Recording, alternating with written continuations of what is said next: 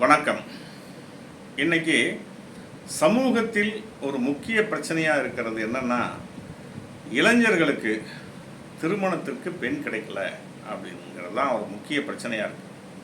நிறைய ஆண்கள் 40 வயது ஆகி கூட பெண் கிடைக்காம அவசரப்படுறாங்க. இப்போ நீங்கள் ஏன் இந்த நிலைமை? ஒரு பெண்கள் இல்லாமல் போயிட்டாங்களா? ஏன்னா ஒரு காலத்தில் இந்த பெண் சிசு கொலை நிறைய நடந்தது. அந்த பெண் சிசு கொலை முறை இன்னமும் இருக்கா?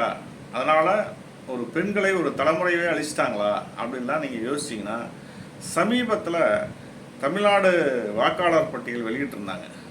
அதை எடுத்து பார்த்தா ஆண்களை விட பெண்கள் தான் அதிகமாக இருக்காங்க. கிட்டத்தட்ட 10-20 லட்சம் பெண்கள் அதிகமாக இருக்காங்க. அப்போ இவ்வளோ பெண்கள் அதிகமாக இருந்தும் ஆண்களுக்கு ஏன் திருமணத்திற்கு பெண் கிடைக்கல அப்படிங்கிற ஒரு கேள்வி வருது இல்லையா? உண்மையில் ஆண்கள் என்ன சொல்கிறாங்கன்னா, பெண்கள்கிட்ட இன்றைக்கி நிறைய எதிர்பார்ப்பு வந்துருச்சு. தன்னை கல்யாணம் பண்ணிக்க போகிறவனுக்கு கார் இருக்கணும், வீடு இருக்கணும், பெற்றவங்க கூட இருக்கக்கூடாது, தனியாக வந்துடணும், இதெல்லாம் நிறைய எதிர்பார்ப்புகள் கண்டிஷன்ஸ் போடுறாங்க. அதனால தான் ஆணுக்கு பெண் கிடைக்கல அப்படின்னு சொல்கிறாங்க. இது உண்மையா அப்படின்னு சொல்லி ஆய்வு செஞ்சால் ஒரு சில விஷயங்கள் உண்மைதான். ஆனால் இதை பொதுமைப்படுத்தக்கூடாது. சில இடங்களில் அதாவது என்ன சொல்கிறதுனா, விதியை மீறி நடக்கிற சில விஷயங்களை வச்சுக்கிட்டு இதுதான் விதி அப்படின்னு பொருத்தக்கூடாது. எப்படின்னு கேட்டிங்கன்னா, ஆண்களுக்கு ஏன் பெண் கிடைக்கல திருமணத்துக்குன்னா, முதல்ல சொந்த சாதியில் தான் இந்த ஆண்கள் பெண் தேடுறாங்க. அதுவும் ஜாதகம், ஜோதிடம் இதையெல்லாம் மையமாக வச்சு தான் இந்த பெண்ணையே அவங்க பார்க்குறாங்க. இவங்க முதல்ல என்ன செய்கிறாங்கன்னு சொன்னால், ஜாதகம் பொருந்தி வருதா, நம்ம சாதி தானா அப்படிங்கெல்லாம் எப்போ பார்க்க ஆரம்பித்தாங்களோ அப்போவே பெண்கள் இவங்களுக்கு திருமணத்துக்கு கிடைக்காம போயிட்டாங்க அப்படிங்கிறது உண்மை. ஏன் அந்தந்த ஜாதியில் பெண்கள் இல்லையா அப்படின்னு கேட்டால் இருக்காங்க. அதான் முதல்லையே நான் சொன்னேன், ஆண்களை விட பெண்கள் அதிகமாக இருக்காங்கன்னு சொல்லி. அப்போது ஏன் அந்த பெண்கள் ஆண்களை திருமணம் செஞ்சுக்கல? இல்லை நிஜமாக சொல்கிறாங்களே, கார் இருக்குது, வீடு இருக்குதுன்னு கேட்குறாங்களே, அதனால தான் திருமணம் நடக்கலையா? அப்படிலாம் கிடையாது. முதல்ல ஒரு பெண் இன்றைய தலைமுறையில் சுதந்திரமாக படிக்கிறாங்க, வேலைக்கு போகிறாங்க. அந்த பெண்கள் என்ன செய்கிறாங்கன்னு சொன்னால், எல்லா விஷயங்களையும் அலசி ஆராயிறாங்க. திருமணம் என்பது சாதாரண விஷயம் இல்லையே. காலம்பூரா தன் கூட ஒரு ஆண் வாழ்கிறான் இல்லையா? அவன் எப்படிப்பட்டவன், அவன் குடும்பம் எப்படிப்பட்டவன், அதெல்லாம் யோசிக்கணும் இல்லையா? ஆண்கள் மட்டும் யோசிப்பாங்களாம், பெண்கள் யோசிக்கக்கூடாதான். அவங்களுக்கு தன்னுடைய முந்தைய தலைமுறையை பார்க்குறாங்க. முந்தைய தலைமுறைனா யார்? தன்னுடைய அம்மா, பாட்டி, இவங்கெல்லாம் சொந்த சாதியில் தான் திருமணம் செஞ்சுக்கிட்டாங்க. இவங்கெல்லாம் எப்படி இருக்காங்க, சுதந்திரமாக இருக்காங்களா அப்படின்னு அவங்க முதல்ல ஆய்வு செய்கிறாங்க. எந்த குடும்பத்திலைங்க முந்தைய தலைமுறையில் பெண் சுதந்திரமாக இருந்தாங்க? பெண்ணை திட்டாத ஆண் யார், பெண்ணை அடிக்காத ஆண் யார் அப்படின்னு பார்த்தீங்கன்னா இல்லவே இல்லைன்னு நான் சொல்லுவேன். இந்த திருமணங்கள்லாம் எல்லாம் சாதி பார்த்து, ஜாதகம் பார்த்து, இன்னும் சொல்ல போனால் பெண்ணுக்கு இதுதான் மாப்பிள்ளைன்னு சொல்லி ஃபிக்ஸ் பண்ணிட்டு தான் சொல்லுவாங்க. இவனை தான் நீங்கள் கல்யாணம் பண்ணிக்கன்னு சொல்லுவாங்க. வேறு வழி இல்லாமல் பெரியவங்க சொல்கிறாங்களேன்னு கல்யாணம் பண்ணிப்பாங்க. இந்த பெண்கள்லாம் எப்படி இருக்காங்க அப்படின்னு யோசிக்கணும். ரெண்டாவது, அந்த பெண்களே தாயே இன்னைக்கு மகள்கிட்ட என்ன சொல்கிறாங்கன்னா, நான் பட்ட அவஸ்தை உனக்கு வேணாம், ஏன்னா நான் பெரியவங்க சொன்னாங்கன்னு சொல்லி கழுத்தண்டிட்டேன், நீயாவது சுதந்திரமாக இரு அப்படின்னு சொல்கிறாங்க. அந்த சுதந்திரமாக இரு அப்படின்னு அவங்க சொல்கிறதுக்கு காரணம் என்னென்னா, அந்த காலத்து பெண்கள் அதிகமாக படிக்கலை, அதனால் அவங்க வேலை வெட்டிக்கு போகலை.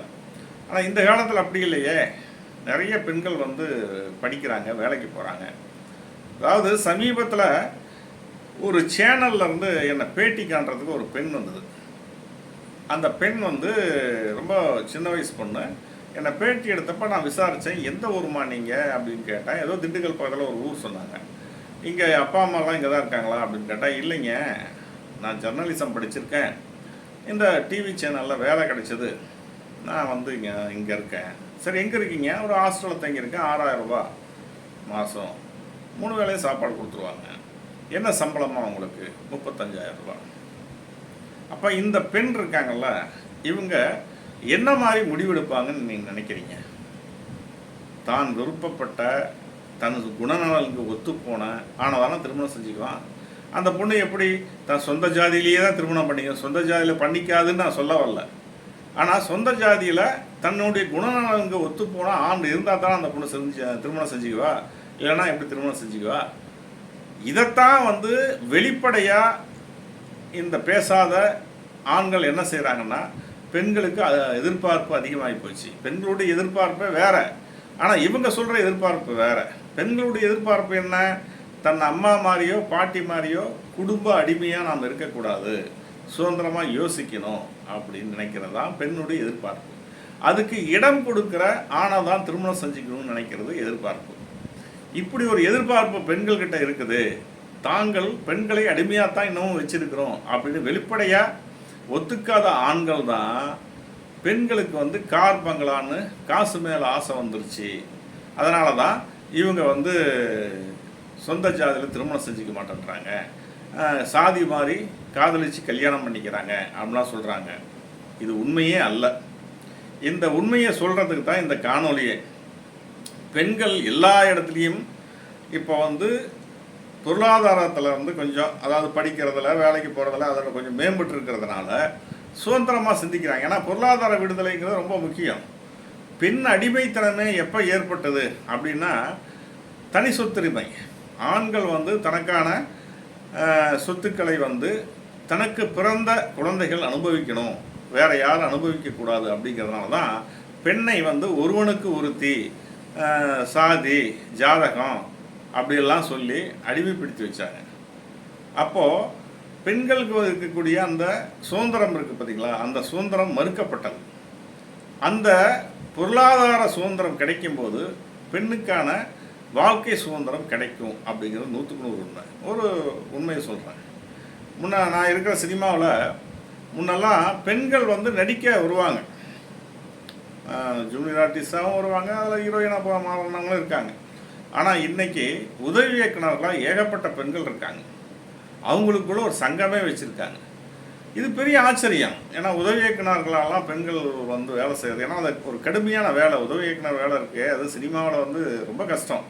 ஆனால் செய்கிறாங்க, விருப்பப்பட்டு செய்கிறாங்க. அதில் சில டைரக்டராகவும் ஆகிறாங்க. இந்த பெண்கள் முன்னெல்லாம் சென்னை வந்தாங்கன்னா தங்கிறதுக்கு வீடெல்லாம் கிடைக்கிறது கஷ்டம். பேச்சுலரான ஆண்களுக்கே, அதுவும் சினிமாவில் இருக்கிற ஆண்களுக்கே ஒரு காலத்தில் வீடு கிடைக்காதப்போ பெண்ணுக்கு மட்டும் எங்கேருந்து கிடைக்கும்? அது தனுமனுஷியாக இருக்கிற பெண்ணுக்கு எப்படி கிடைக்கும் அப்படிங்கிற ஒரு கேள்வி இருக்குது இல்லையா? அன்னைக்கு அதெல்லாம் உடஞ்சி போச்சு. ஏராளமான ஹாஸ்டல்கள் வந்துருச்சு.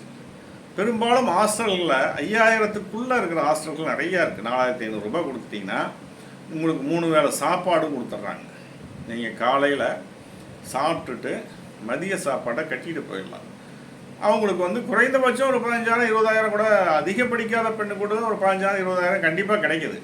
அந்த ஹாஸ்டலுக்கு போனால் 5,000 ரூபா போக அந்த பெண்கள் ஒரு 15,000 20,000 சேமிக்கிறாங்க, வீட்டுக்கு அனுப்புகிறாங்க. இந்த உணர்வுலாம் அவங்களுக்கு இருக்குல்ல. அப்போது தனக்கு வர்ற ஆண்மகன் என்ன செய்கிறான்? அந்த சம்பாத்தியத்தை தனக்கு கொடுக்குன்னு கிடைக்கிறான்.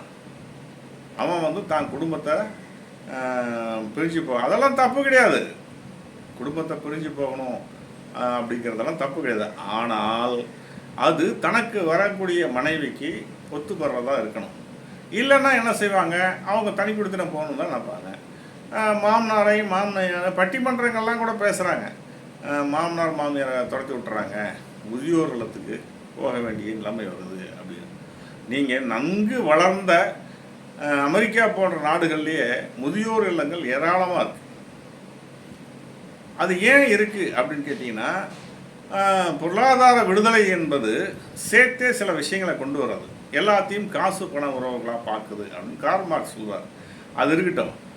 அப்போது இந்த பெண்கள் இப்படி முன்னேறி வர்றது இருக்குது பார்த்தீங்களா, அதை நீங்கள் எப்படி தப்புன்னு சொல்லுவீங்க? எனக்கு தெரிஞ்சு ஒரு குடும்பத்தில் அண்ணன் தம்பி 2 பேர், மூத்தவருக்கு 40 வயசாகியும் பொண்ணு கிடைக்கல. ஏன்னா அவங்க சொந்த சாதிகளை பார்க்குறாங்க, ஜாதகம் பொருத்தி பார்க்குறாங்க. தம்பி என்ன பண்ணார்? அண்ணன் எப்போ கல்யாணம் பண்ணிட்டுன்னு அவரை வேறொரு சாதியில் ஒரு பெண்ணை காதலிச்சார். அந்த குடும்பம் ஏற்றுது. நீங்கள் ஏற்றுங்கன்னா நான் வெளியே போய் கல்யாணம் பண்ணிப்பேன், ஏன்னா அண்ணனுக்கு எப்போ கல்யாணம் நடக்குதோ அது வரைக்கும் நான் பொறுத்திருக்க முடியாது, எனக்கு வயசாகிடும் அப்படின்னு சொல்லி அவர் சத்தம் போட்டார். அந்த போராட்டம் என்ன செஞ்சதுன்னா அவர் வெற்றியை கொடுத்தது. சரி, சாதி வேறையாக இருந்தாலும் பரவாயில்லன்னு திருமணம் செஞ்சு வச்சுட்டாங்க. இப்போ இந்த மூத்தவர் பொறுமனார், எனக்கு இது மாதிரி இது பண்ண, நீ காதலிச்சு நீ அவனை மாதிரி காதலிச்சிருக்க வேண்டியதான்னு கேட்டாங்க. அன்னைக்கு அவர் காதலிக்க முயற்சி எடுத்தப்போ தடை போட்ட இவங்க சாதி மதம்லாம் பார்த்து தான் செய்யணும், ஜாதகம் பொருந்தி போகுதான்னு பார்த்து தான் செய்யணும்னு சொன்ன இவங்க இன்னைக்கு நீயும் தம்பி மாதிரி காதலிச்சிருக்க கூடாதான்னு கேட்டாங்க. எவ்வளோ பெரிய சோகம் பார்த்தீங்களா? அதனால் இளைஞர்கள் என்ன செய்யணும்னா, இந்த பழைய பிற்போக்குத்தனங்கள் இருக்குல்ல, அதையெல்லாம் முதல்ல விட்டு தள்ளணும். விட்டு தள்ளி தனக்கு பிடித்த பெண்ணை தானே தேர்ந்தெடுக்க முயற்சி செய்யணும். பெண்ணுக்கு நீங்கள் உரிமை கொடுக்கறதுக்கு பார்த்தீங்களா, அது ஆணுக்கு ரொம்ப சௌரியம். பெண்ணை அடிமைப்படுத்தி வைக்கிறது தான் ஆணுக்கு வந்து சௌரியமின்மை வருது. இவனும் சுதந்திரம் இல்லாமல் போயிடறான். நீங்கள் அடிமைகளை வச்சிருக்கிற எந்த ஒரு சமூகமும் உருப்படாது. நீங்கள் வரலாற்றில் நிறைய எடுத்து பாருங்கள்.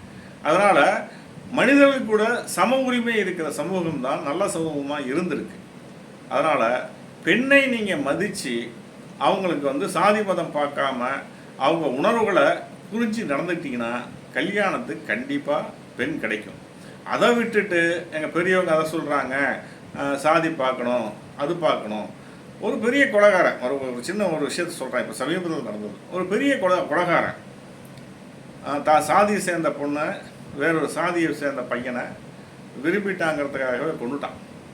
அவன் செயலுக்கு போய் வெளியே இப்போ ஏதோ பரவாயில்ல வந்திருக்கான் போல் இருக்கு.